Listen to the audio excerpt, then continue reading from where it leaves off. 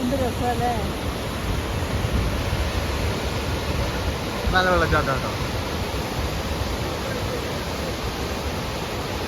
ആ എല്ലാവരും ഒന്ന് നോക്കിക്കേ.